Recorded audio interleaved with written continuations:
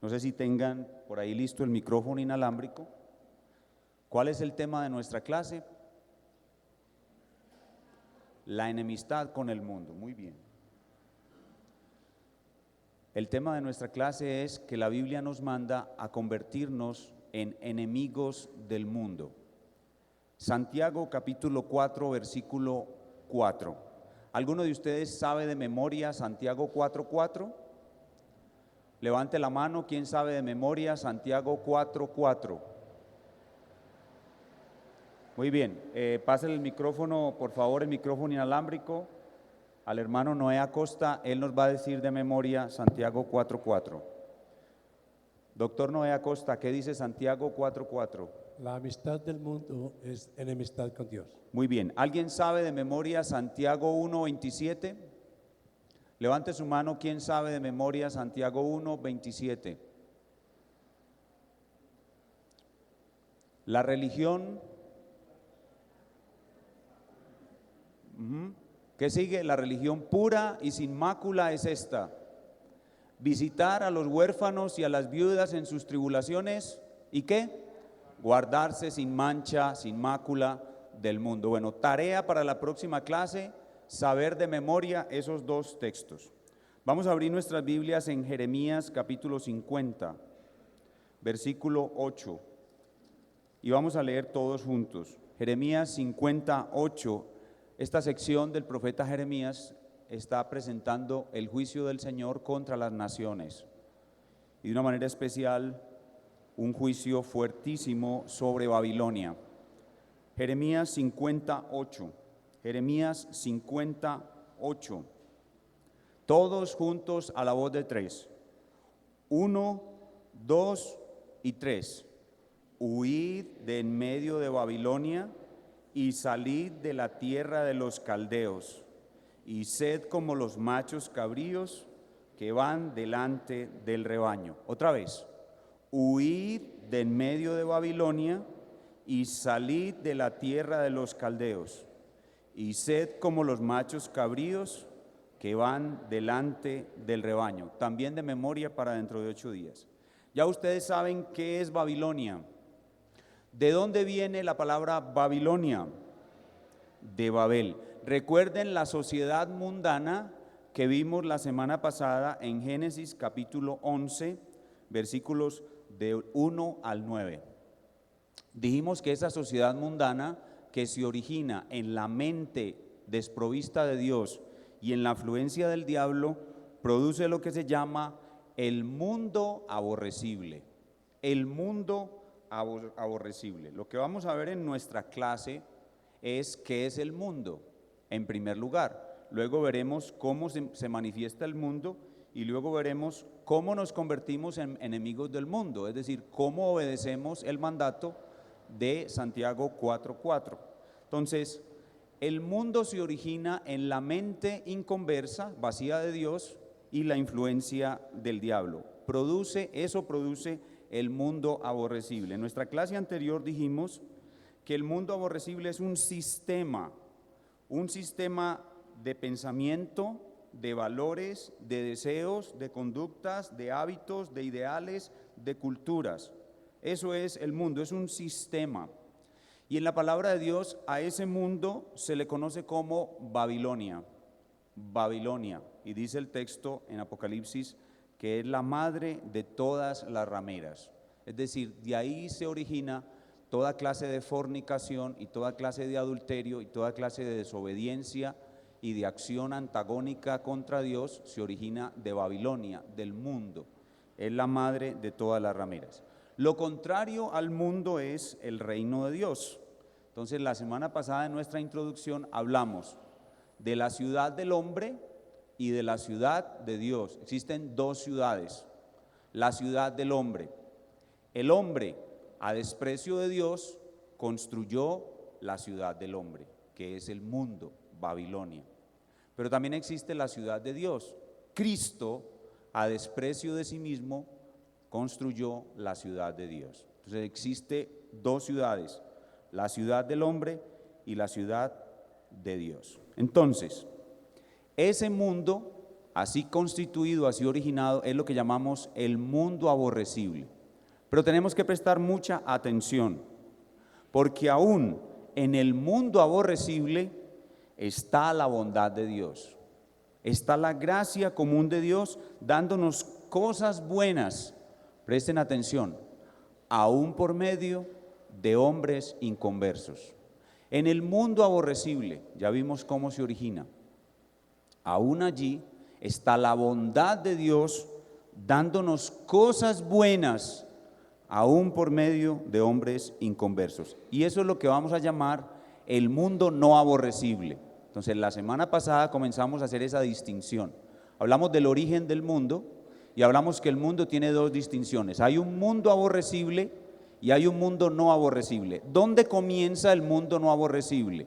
Comienza con la bondad de Dios, que por su gracia común, aún en medio de ese mundo aborrecible, nos da muchas cosas buenas que podemos disfrutar lícitamente. Vayamos otra vez a Santiago capítulo 1, verso 17.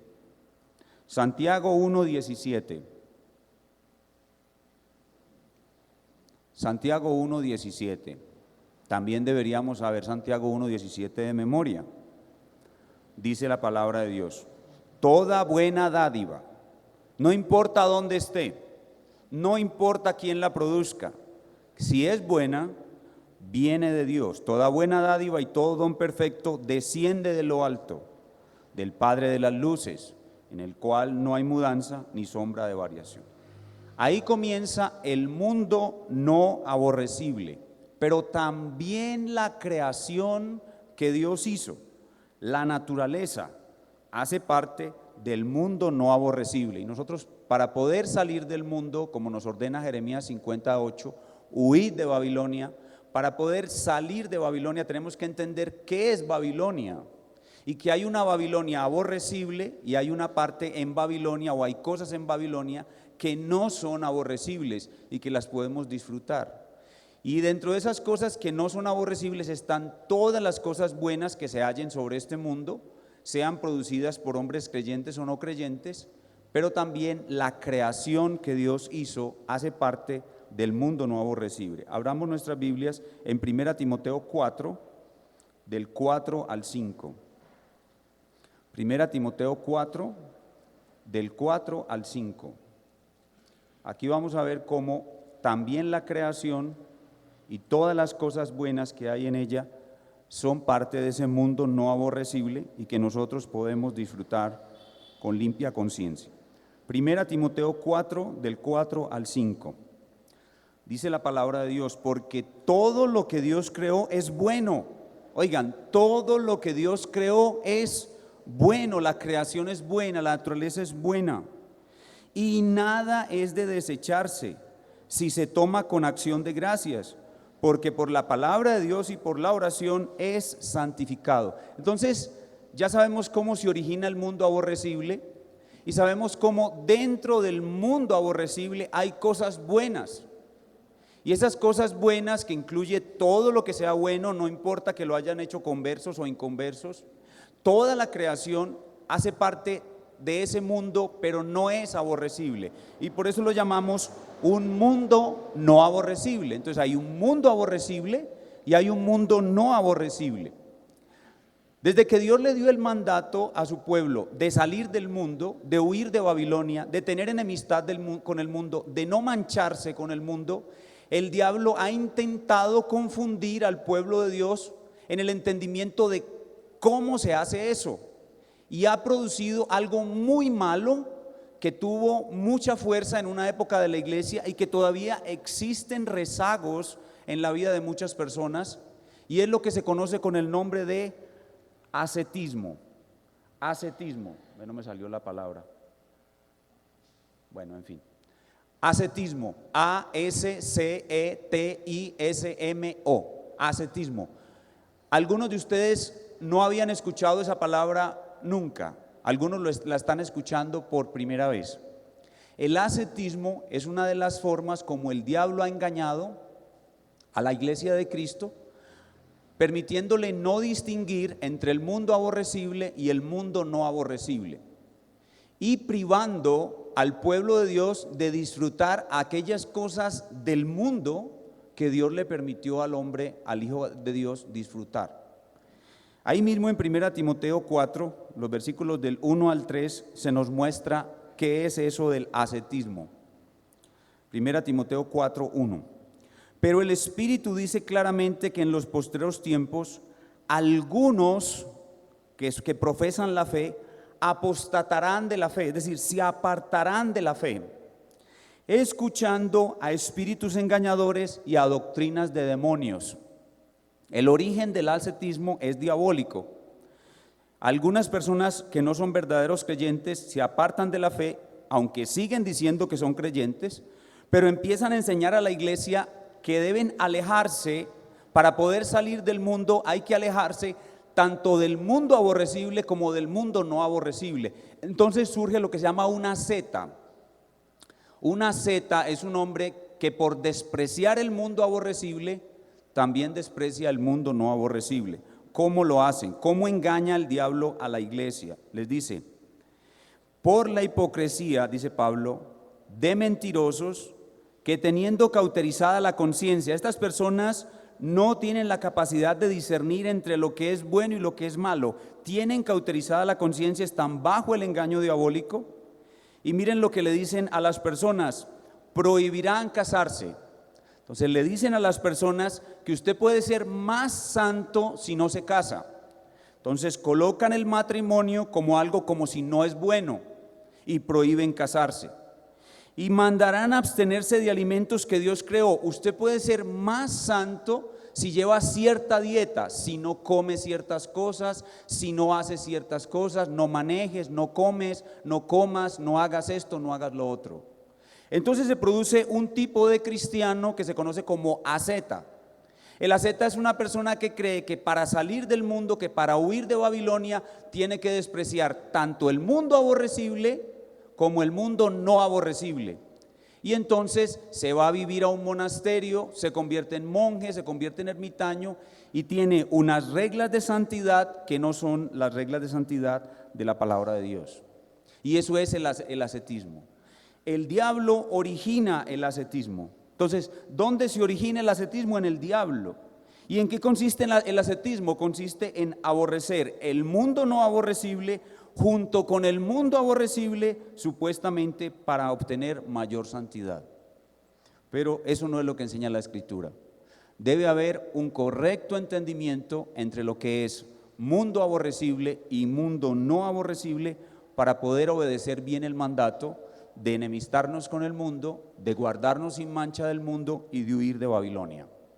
Estos son pensamientos preliminares que nos están introduciendo más en nuestro tema. Entonces, ¿qué hemos visto hasta aquí? Hemos visto qué es el mundo. El mundo es un sistema de pensamientos, valores. Eso es el mundo. ¿Cómo se origina el mundo? El mundo se origina en la mente vacía de Dios y manipulada por el diablo.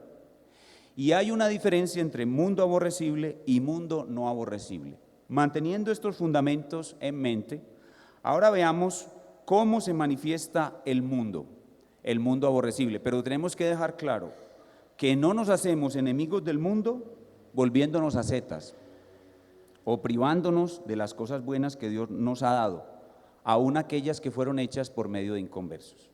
Ya vemos qué es el mundo, ahora veamos cómo se manifiesta el mundo, específicamente el mundo aborrecible.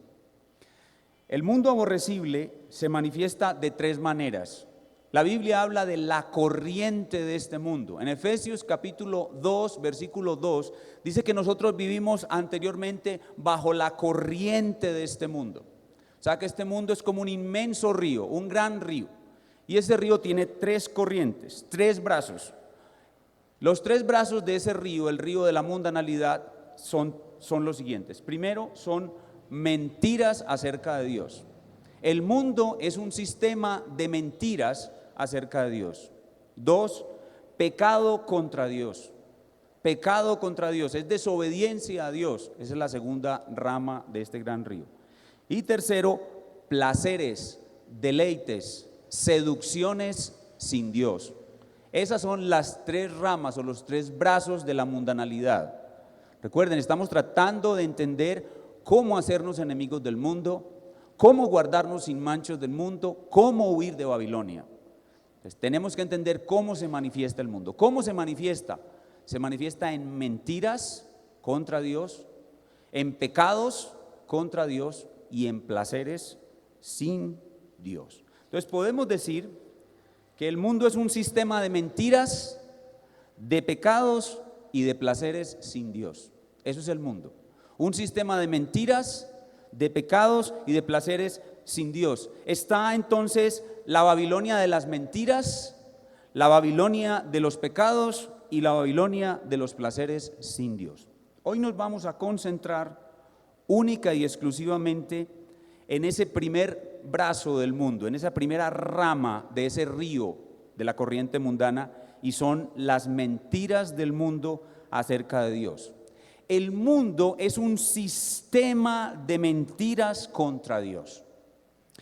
Debido a que la mente del hombre caído no puede conocer a Dios, pues el hombre está muerto, el mundo produce una gran masa, una enorme masa de mentiras acerca de Dios. Y ese es su punto principal. De ahí se origina todo. De ahí radica su poder. El poder dominante y destructor del mundo radica en que hace que el hombre crea la mentira como si fuera verdad y la verdad como si fuera mentira. Como dice en Romanos capítulo 1, versículo 25, ya que cambiaron la verdad de Dios por la mentira, Dios permitió que se inundaran por completo de mentiras. Y esas mentiras son tan variadas que hay un menú demasiado amplio de mentiras a gusto de todo consumidor. Las mentiras comienzan por negar la existencia de Dios. Cuando el mundo niega la existencia de Dios, tiene sus clientes que van tras esa mentira y llegan y niegan la existencia de Dios. Pero hay otros que no pueden negar la existencia de Dios, entonces se desvían hacia filosofías.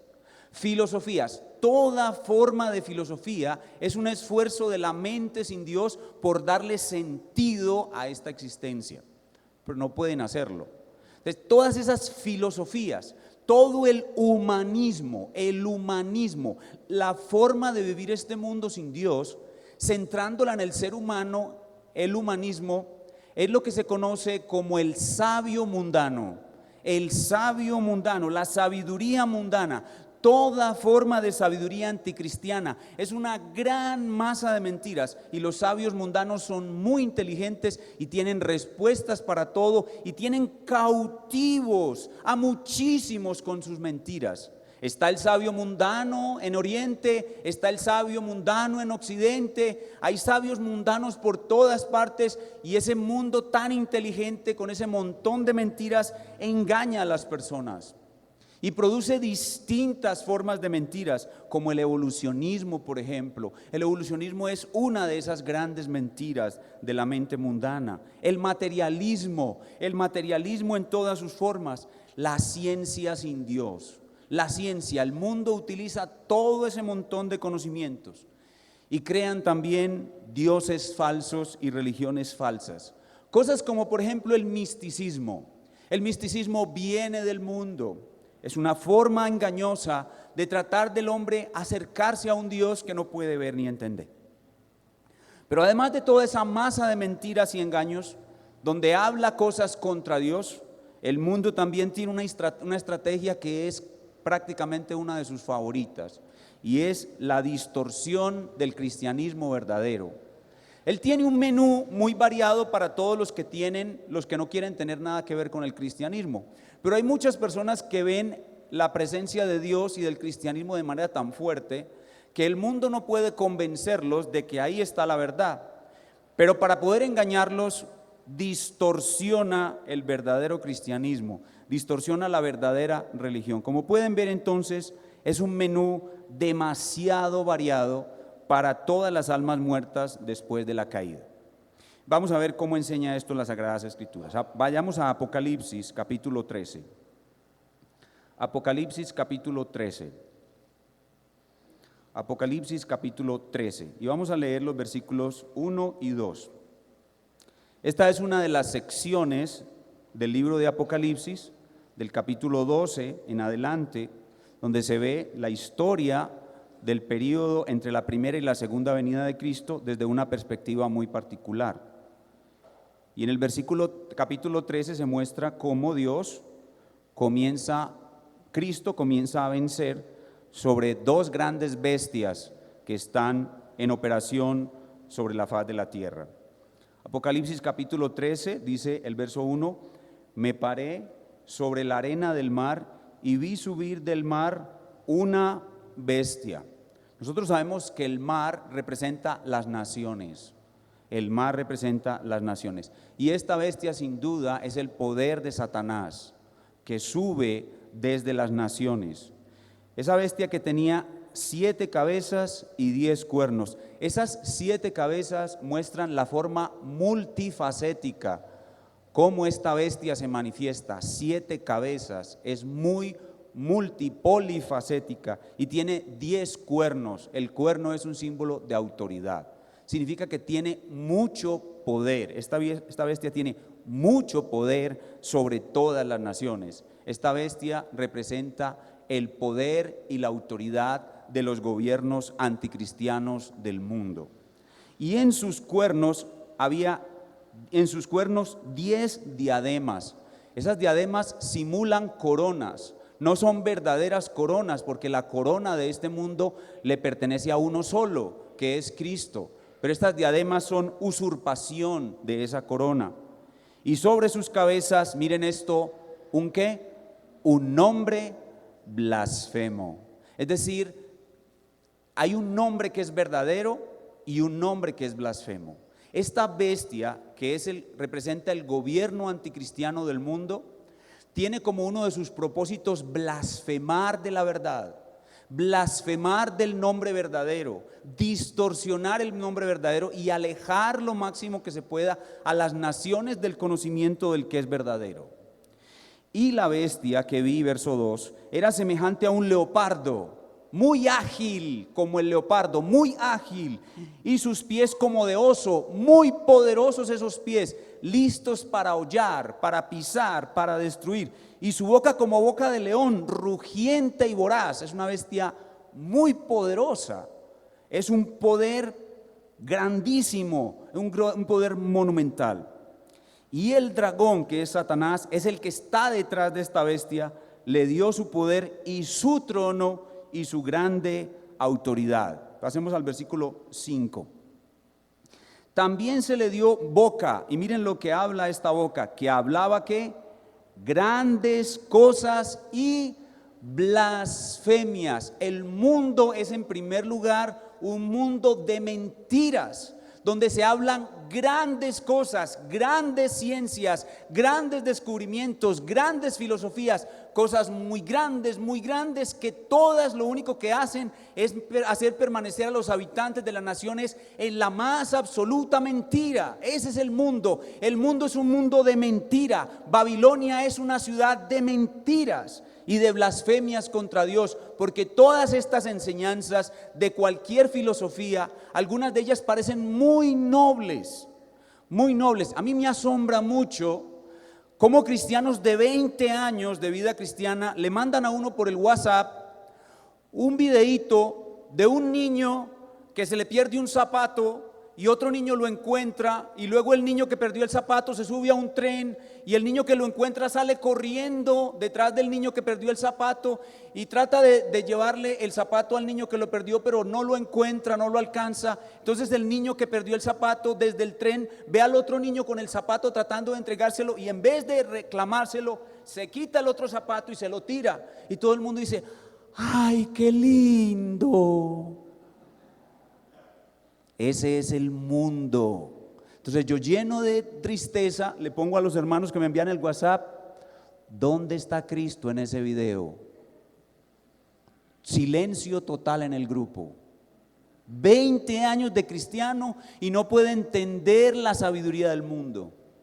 El mundo engaña mostrando bondad, habla grandes cosas, habla cosas con apariencia de piedad, cosas muy hermosas, y mandan por WhatsApp, y todos los cristianos: ¡ay, qué lindo!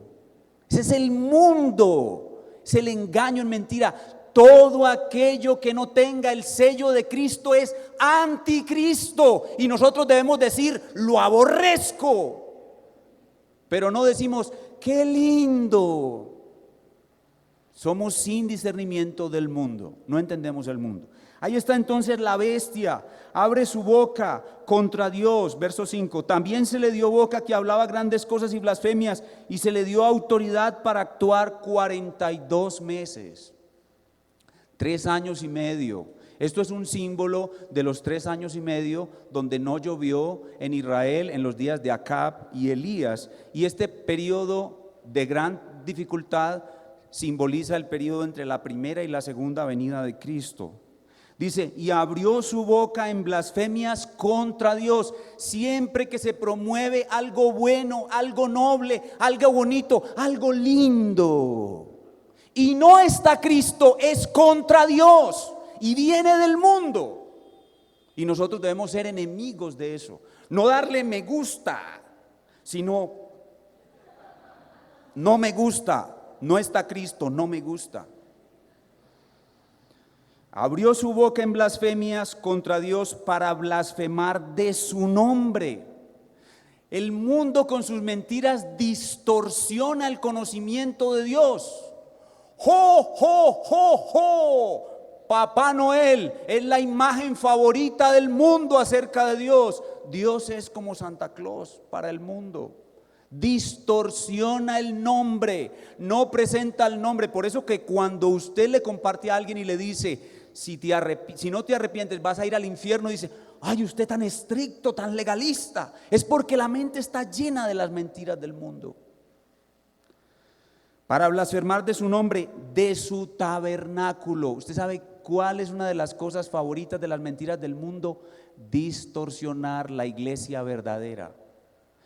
Hay miles de iglesias, tabernáculos por el mundo que dicen ser tabernáculos de Cristo, pero no son mentiras distorsionadas del verdadero tabernáculo de Dios. Eso es el mundo, es una distorsión de la verdadera iglesia. La verdadera iglesia está totalmente distorsionada, y de los que moran en el cielo. Y se le permitió hacer guerra contra los santos y vencerlos. Miren, nosotros en muchas formas vamos a ser vencidos por el mundo. Vamos a luchar contra él, pero como él tiene la autoridad de la bestia, la autoridad global, vamos a ser vencidos. Debemos luchar contra la legalización del matrimonio homosexual, debemos luchar contra el aborto, debemos luchar contra la adopción de parejas gay, pero al final vamos a ser vencidos. ¿Por qué? Porque la bestia tiene el poder y Dios le dio el poder a la bestia. Pero al final nosotros venceremos. Ellos nos vencerán temporalmente, pero al final nosotros venceremos. También se le dio autoridad sobre toda tribu, pueblo y lengua y nación, y lo adoraron todos los moradores de la tierra, quienes cuyos nombres no estaban escritos en el libro de la vida del Cordero, que fue inmolado desde el principio del mundo. Y a todo este sistema de mentiras se le conoce como la bestia. La bestia que sube de la tierra, que está ahí en el versículo 11. Después vi otra bestia que subía de la tierra y tenía 2 cuernos semejantes a los de un cordero, pero hablaba como dragón. Vea, tenía cuernos semejantes a los del cordero. ¡Qué lindo!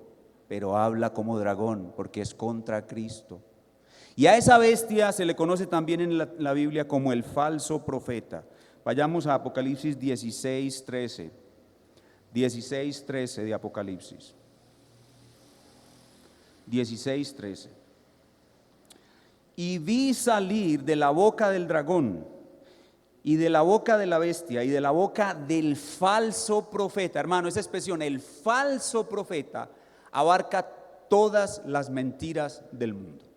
Y esas mentiras tienen una gran variedad. 3 espíritus inmundos a manera de ranas, pues son espíritus de demonios que hacen señales, tienen mucho poder. Estas filosofías, este humanismo, esta ciencia, eso tiene mucho poder. Hacen señales, engañan a la gente y van a los reyes de la tierra en todo el mundo para reunirlos a la batalla de aquel gran día del Dios Todopoderoso, es decir, para hacerlos enemigos de Cristo. Vayamos a Apocalipsis 19 otra vez. Estamos en otra sección de Apocalipsis, otra vez mostrando el periodo entre la primera y segunda venida, pero concentrándonos en la segunda venida, y aquí vamos a ver de nuevo la presencia de ese falso profeta. El mundo, Babilonia, es una Babilonia de mentiras. Apocalipsis 19, 19 y 20.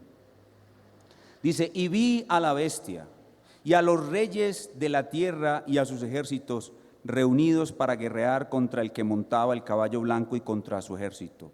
Es una masa enorme, es la mayoría de los seres humanos.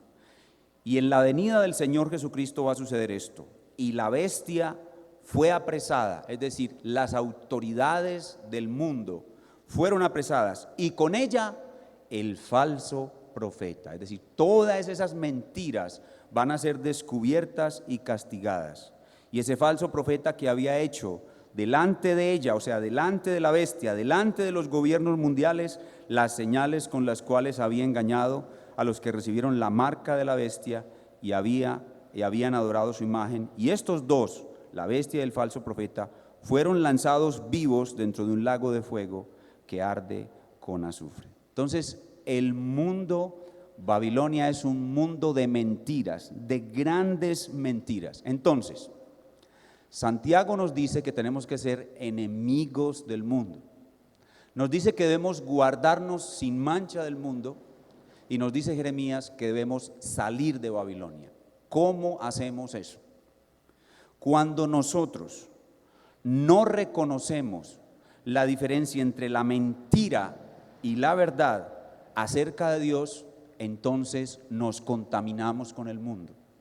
Cuando yo creo lo que es mentira como verdad, entonces me contamino del mundo, resido en Babilonia y soy amigo del mundo, y en ese momento me convierto en enemigo de Dios. Entonces, un cristiano verdadero es mundano, o se convierte en amigo del mundo, o se mancha con el mundo, o vive en Babilonia, cuando es tibio con respecto a la verdad. Cuando es tibio con respecto a la verdad. El cristiano que no se esfuerza por conocer al máximo detalle posible la verdad única y verdadera que está en la sola Escritura, el cristiano que es tibio, el cristiano que le interesa mucho más vivir su vida terrenal y disfrutarla que conocer la verdad, ese es un creyente mundano. Al que le interesa más su vida terrenal que la verdad. La verdad debe estar por encima en valor que nuestra vida terrenal. De esa manera somos enemigos del mundo, no nos manchamos con el mundo y salimos de Babilonia. ¿Quiere salir de Babilonia? Coloque la verdad por encima de su vida terrenal. Si su vida terrenal vale más que la verdad, usted es mundano. Pero si la verdad vale más que su vida terrenal y usted está dispuesto a perder todo por tener la verdad, por mantener la verdad, por proclamar la verdad, usted ha salido de Babilonia. ¡Felicitaciones! Pero si la verdad no ocupa ese lugar en su vida, hay muchos cristianos que dicen que es que Dios los ha llamado a montar un centro de rehabilitación para drogadictos y que no les interesa tanto la verdad, que con creer en Cristo es suficiente. Hermano, estás equivocado. Está bien que Dios te haya llamado a ayudar a los necesitados, a los pobres, pero por sobre todas las cosas tienes que tener una convicción profunda de la verdad, a tal punto de que la verdad valga más que tu propia vida. Si no tienes eso, eres mundano, vives en Babilonia, eres amigo del mundo y estás manchado por el mundo. Pero cuando procuramos obtener la máxima pureza doctrinaria y defenderla, y por eso es que en nuestras iglesias de la Reforma nosotros hablamos de historicidad. Nosotros defendemos la historicidad en contra de la modernidad, porque a la modernidad no le interesa la verdad. A la iglesia de nuestro tiempo no le interesa la verdad tanto.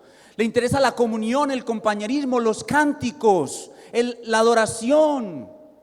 No la verdad, pero a la iglesia histórica le interesa la verdad. Por eso nosotros hablamos de historicidad, porque en la historicidad está la verdad.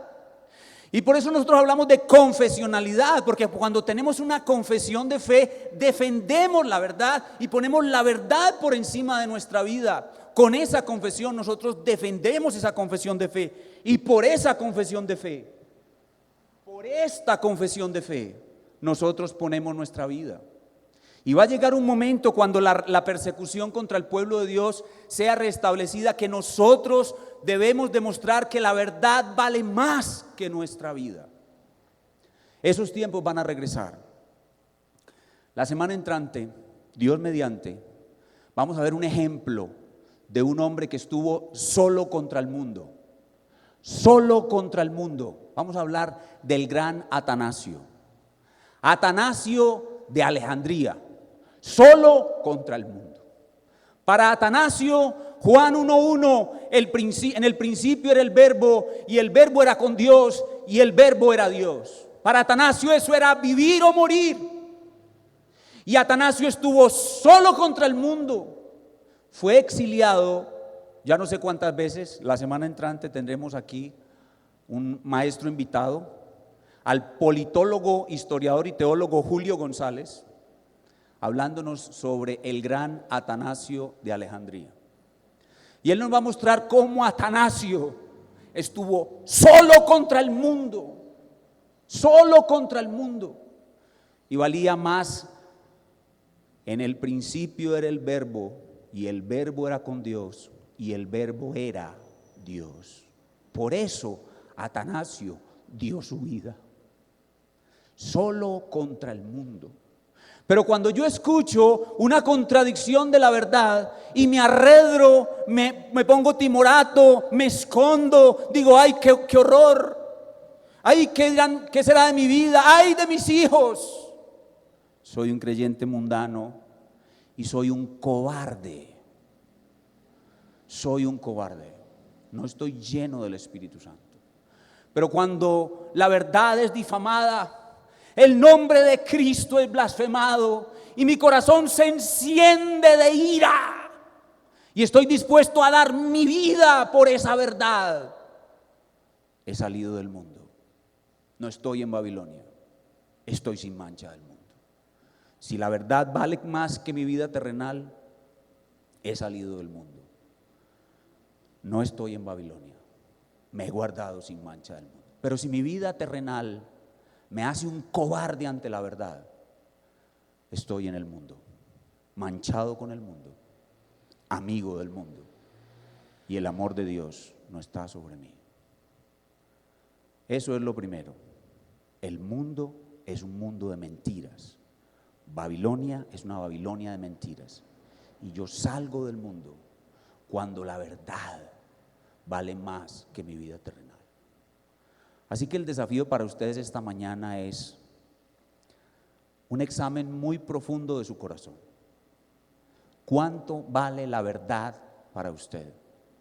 Usted tiene el privilegio de estar en una iglesia histórica. Aquí la historicidad juega un papel muy importante, porque nosotros creemos que con la historicidad conservamos la verdad. Usted está en una iglesia confesional. Aquí la confesionalidad juega un papel muy importante porque nosotros creemos que el Espíritu Santo dio ambas, la historicidad y la confesionalidad, para preservar la verdad.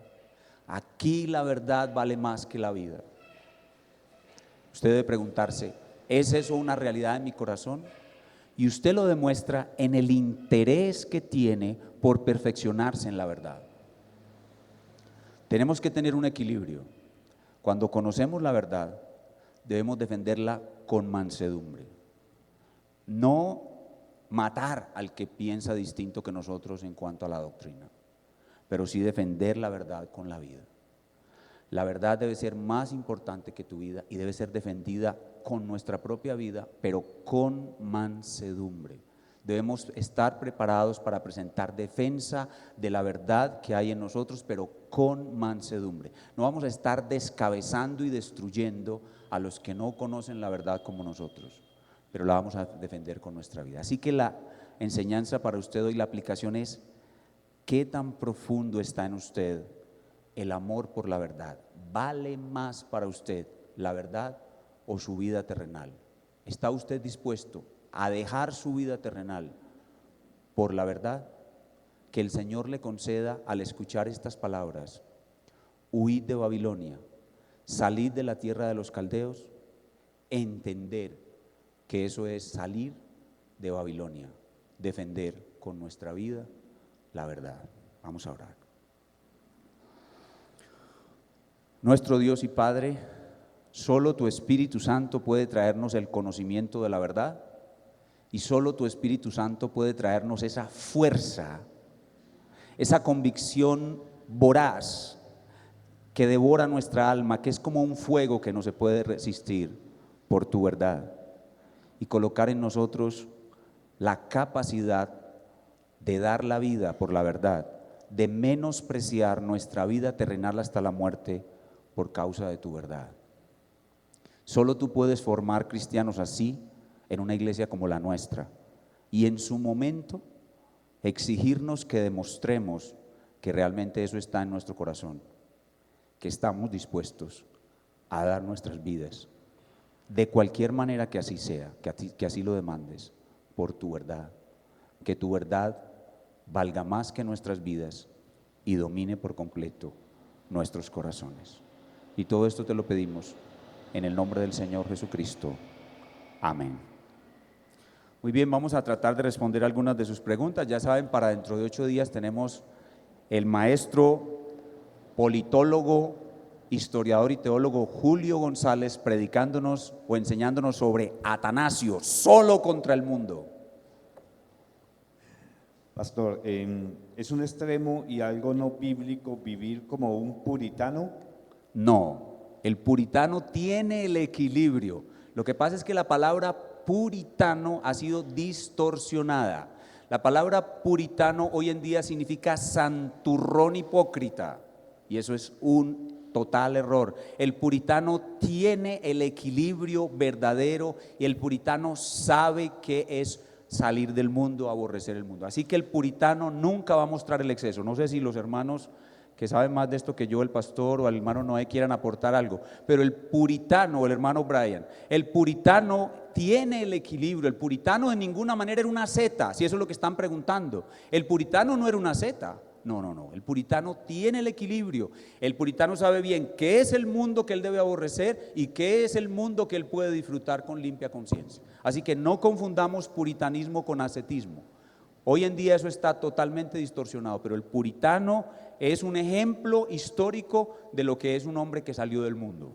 Pastor Sí, Julio. una tendencia que hay hoy, especialmente en alguna rama del pueblo reformado, pero no del reformado histórico, sino de personas que vienen de otras denominaciones y conocen la reforma, y obviamente la reforma es radical en el sentido de la doctrina que profesamos.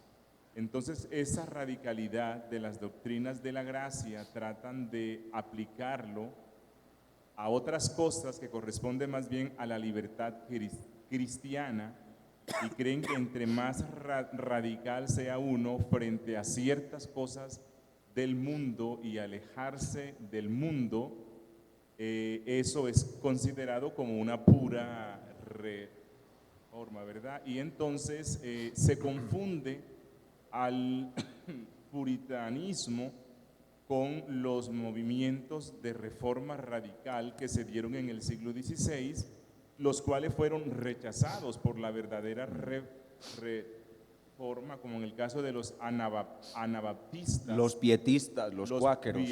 pietistas, cuáqueros, los cuales consideraban que la santidad y la vida cristiana era alejarse totalmente del mundo, y constituyeron comunidades aparte, comunidades donde ellos se alejaban supuestamente de ese mundo, pero realmente lo que terminaron siendo fue Ascetas. sectas. Ascetismo, lo que les enseñé ahorita, ascetismo. Miren la palabra Los ahí en la... Amish y otros. Miren la palabra ahí en el tablero. Son ascetas, se convierten en ascetas disfrazados. Son ascetas menos radicales. Pastor, ¿podría explicarnos por qué la importancia de las confesiones de fe? ¿Acaso la Biblia no es suficiente? Porque los que siguen la mentira dicen creer en la Biblia. Muchos hijos del diablo Dicen, yo creo en la Biblia como tú, pero entonces dime, ¿qué crees tú que enseña la Biblia? Entonces esa persona te dice que Jesús no es Dios y tú le dices, la Biblia enseña para mí que Jesús es Dios. Eso ya es una confesión de fe. La confesión de fe es declararle al mundo y al resto del pueblo cristiano qué es lo que creemos nosotros que enseña la Biblia. Por supuesto que la Biblia es suficiente, pero para la mente torcida es necesario aclarar qué enseña la Biblia. Y por eso la confesión de fe no reemplaza la Biblia, sino por el contrario, la confesión de fe lo que hace es mostrarle al mundo qué enseña la Biblia, porque la confesión de fe sale de la Biblia. No es esto. No es colocar la confesión de fe aquí, no. La confesión de fe es un instrumento en servicio de la Biblia. Entonces nosotros creemos que la confesionalidad es una estrategia dada por el Espíritu Santo y la historicidad. El pastor Julio hablaba ahora de ciertos grupos, de ciertas personas que llegan a conocer algo de la fe reformada, pero coincidencialmente la mayoría rechazan tanto la historicidad como la confesionalidad porque no quieren comprometerse de tal manera que la verdad los separe de otros. Pero eso es inevitable, cuando tú predicas la verdad te vas a tener que separar de otros. Pastor, ¿debe la iglesia luchar contra el matrimonio homosexual o debe luchar por la presentación del evangelio? Porque ¿qué le sirve a un homosexual si deja de ser homosexual pero nunca llega a Cristo? Se supone que en la lucha contra el matrimonio homosexual estamos defendiendo el evangelio.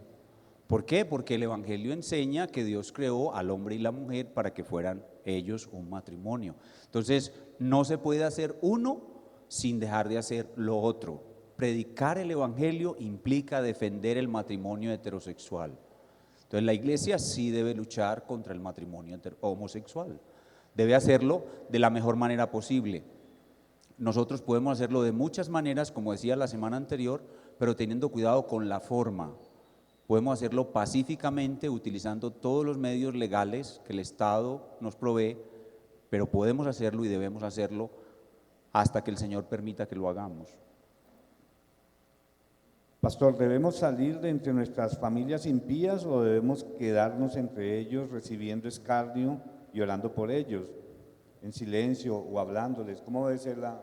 Bueno, en principio, salir del mundo no es irte de tu casa. No es irte de tu casa. Precisamente este tema se presta para esa confusión. La gente cree que salir del mundo es irse de la casa porque ahí hay personas impías y bueno, blasfeman contra Dios. Ahora, en principio no es eso, pero si usted es un adulto maduro que se vale por sí mismo y vive en una casa donde todos sus hermanos blasfeman contra Dios, usted les ha compartido el evangelio y lo que terminan es lastimándolo, dañándolo, aporreándolo, pues usted, no por salir del mundo, sino por el beneficio de su alma, pues váyase de su casa. O sea, eso le sería mucho mejor, pero no porque el mandamiento sea que nosotros debamos abandonar nuestros familiares impíos. El apóstol Pablo lo dice claramente en Corintios: yo no les he dicho a ustedes que salgan del mundo, porque tendríamos que irnos como ermitaños, como ascetas. No, nosotros vamos a vivir con personas inconversas, en tanto que eso sea posible, compartir del evangelio, ser luz para el mundo.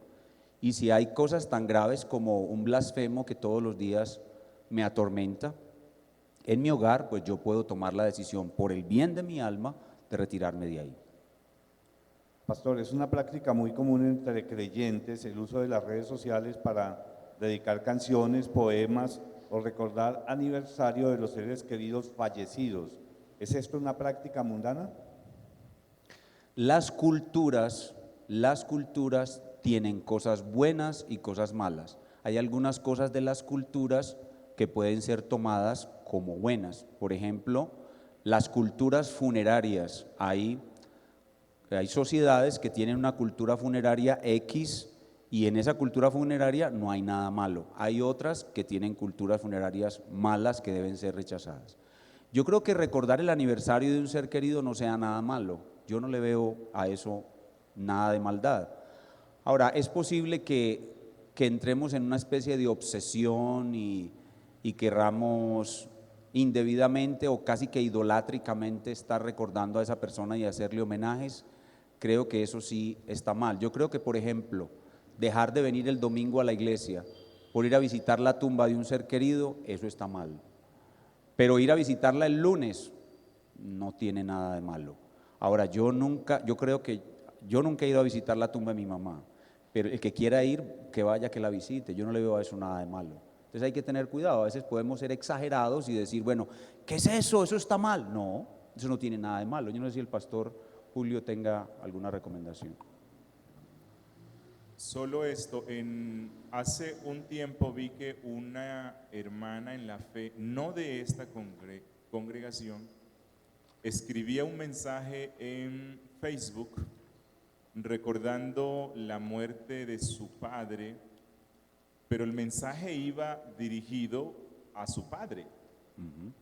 Bueno, allí sí veo Ahí que está hay mal. algo pecaminoso, hay algo, Sí, o está por lo menos hay un desconocimiento de lo que la Biblia Así es. dice sobre la muerte. Así es.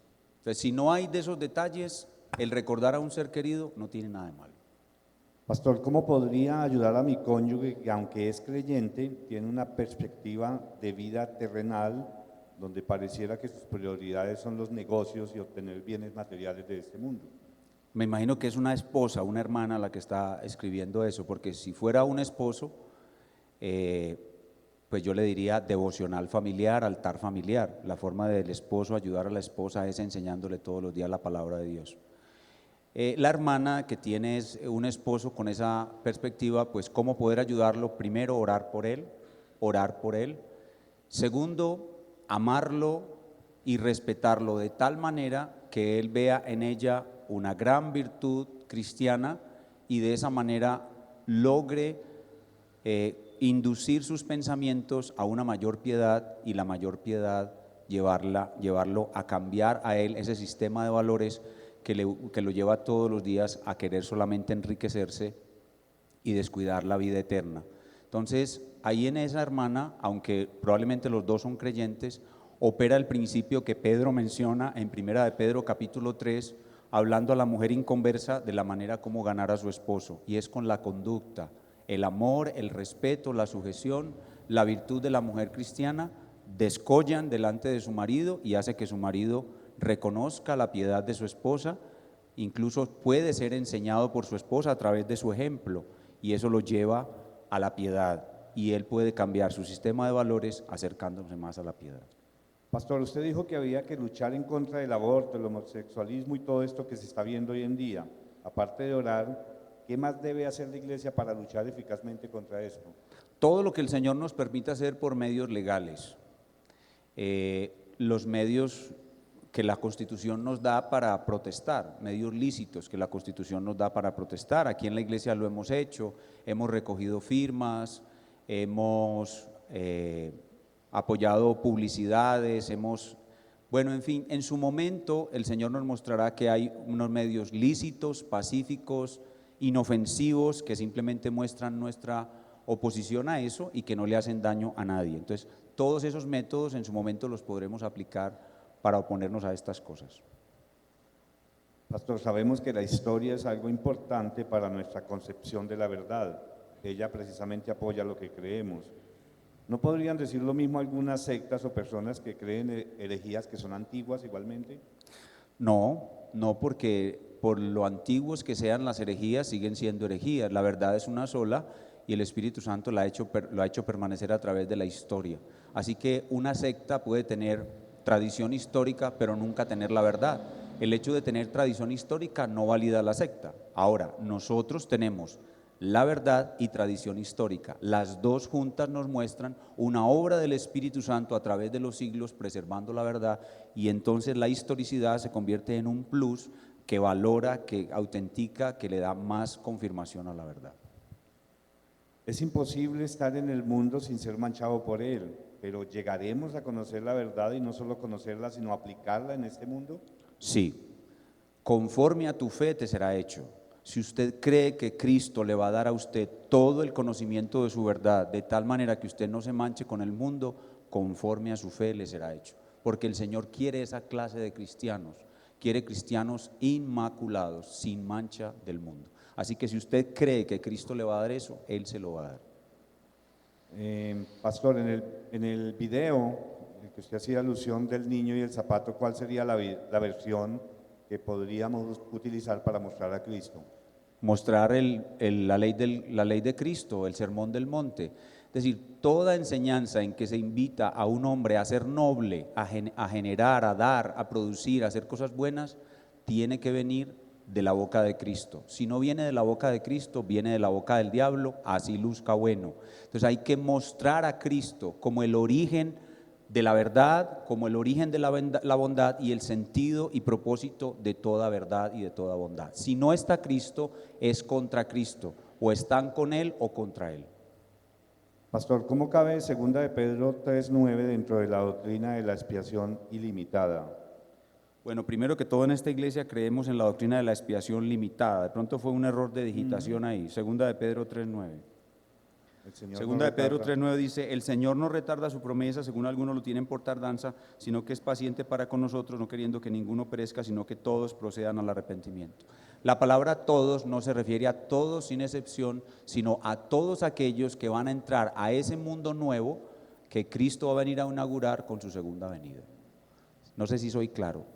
Todos no se refiere a todos sin excepción, sino a todos los que fueron predestinados por Dios para entrar a ese mundo nuevo, cielo nuevo y tierra nueva, en los que mora la justicia, al cual entraremos todos cuando Cristo regrese. No todos sin excepción, sino todos aquellos que fueron preparados para ello. Muy bien, terminamos. Vamos a tener entonces nuestro descanso. Recuerden, dentro de 8 días tenemos una clase especial.